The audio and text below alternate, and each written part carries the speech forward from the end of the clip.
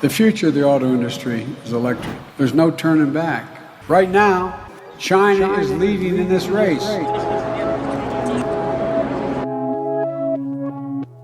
Over here, guys, did you guys know that Huawei actually makes cars? The US and EU are very worried about China's EVs. So here's what's happening, guys. China is currently dominating in the production and sales of EVs globally, and it is not looking good for the global automobile industry according to the US and the EU. Chinese EV sales in Europe up 78% year over year. If you look at the Chinese EV products right now, they are very, very good. So what's happening now is this: Europe is in shock, especially the German car manufacturers. Japan is trying to catch up on the EVs, while the US and EU are currently trying as hard as possible to regulate the imports of China's EVs through tariffs and bans. I can announce today that the Commission is launching an anti-subsidy investigation into electric vehicles coming from China.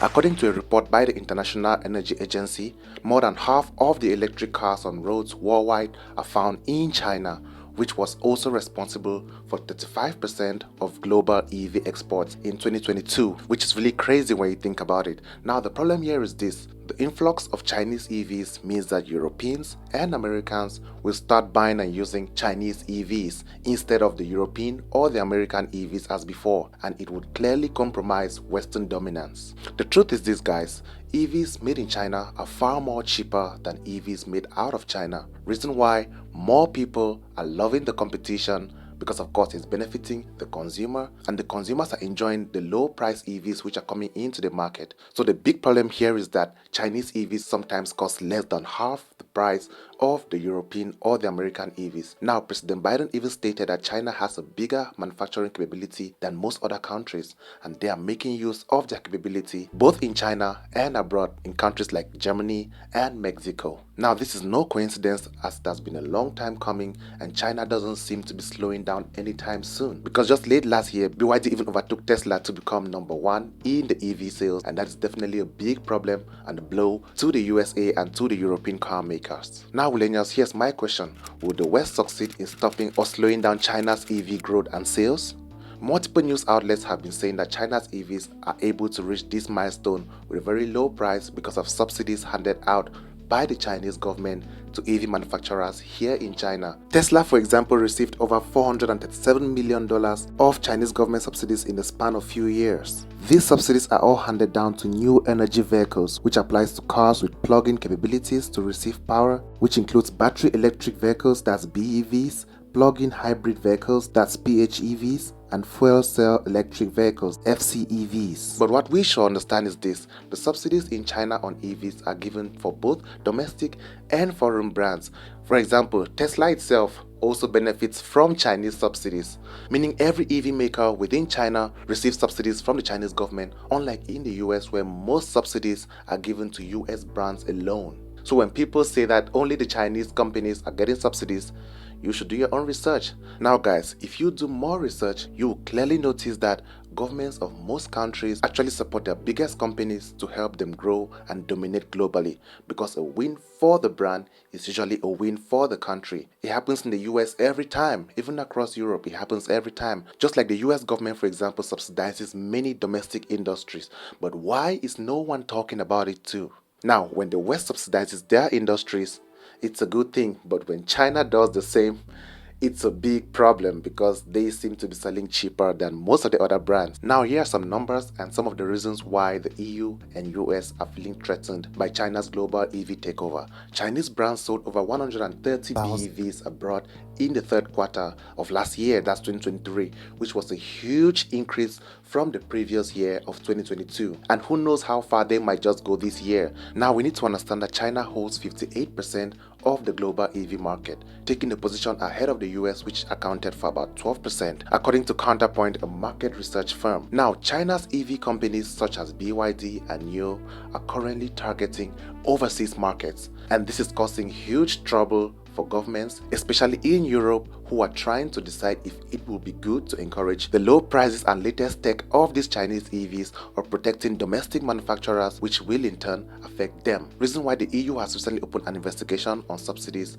for EVs flooding into the European market from China. But the sad news is that most Europeans are loving not just the low prices of the Chinese EVs, but also the numerous tech upgrades. And some of these vehicles from China even come with up to 2 years of free charging. Is that not insane? I think if I were the European governments, I would also want to regulate the inflow of Chinese EVs.